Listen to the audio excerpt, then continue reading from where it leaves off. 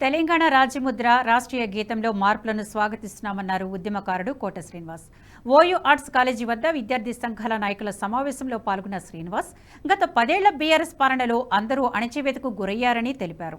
గత బీఆర్ఎస్ పాలనలో జరిగిన ఫోన్ ట్యాపింగ్ కేసులో బాధ్యులైన ప్రతి ఒక్కరిపై చర్యలు తీసుకోవాలని డిమాండ్ చేశారు. బడాబడా నాయకులకు కాంట్రాక్టర్లు అప్పగించి తెలంగాణ సంపదను దోచుకున్నారని ఆరోపించారు. సీఎం రేవంత్ రెడ్డిపై అనుచిత వ్యాఖ్యలు చేస్తున్న కేటీఆర్ కబడ్తారంటూ హెచ్చరించారు.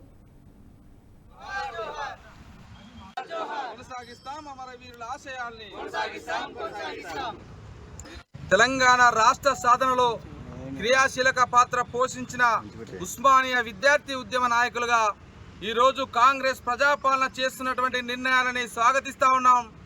ఇలా రాజముద్రలో రాచరిక పోకడలతోటి 10 ఏళ్ళు ఇలా కేసీఆర్ రాచరిక పోకడలకు ఇలా నిలువుగా ఉన్నటువంటి ప్రతీకగా ఉన్నటువంటి కాకతీయ కళాతోరణాన్ని చార్మినార్ని పెట్టి ఇలా ఒక రాచరిక తన కాకతీయుల వైభవాన్ని ఎలుగెత్తి చాటిండు.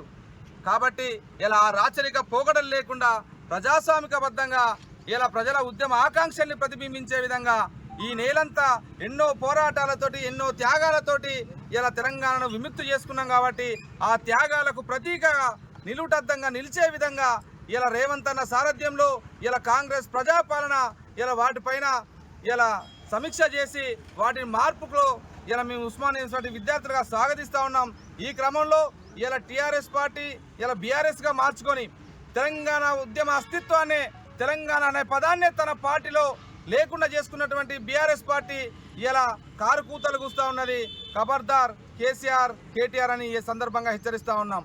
ఇలా మీరు తెలంగాణ ఉద్యమ ముసుగులో అధికారంలోకి వచ్చిన తర్వాత 10 ఏళ్ల కాలంలో తెలంగాణ ప్రజల అస్తిత్వం మొత్తం కూడా ధ్వంసం చేశారు.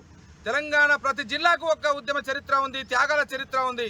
10 జిల్లాలను మొత్తంగా ముక్కలుగా చేసేసి ఆ ఉద్యమ త్యాగాల చరిత్రను అంతా కూడా ధ్వంసం చేసేసి మీ ఇష్టారీతిగా ఎలాంటి శాస్త్రీయ చర్చలు లేకుండా ఎలాంటి ప్రజల అభిప్రాయం తీసుకోకుండానే ఇష్టారీతిగా జిల్లాలను విభజించేసి ఇలా ప్రజల్ని గందరగోళపరిచారు. ఏ జిల్లా, ఏ గ్రామం, ఏ మండలం ఏ జిల్లాలో ఉందో తెలియనటువంటి స్థితిలోకి ఇలా నెట్టి ప్రజల్ని గందరగోళపరిచారు.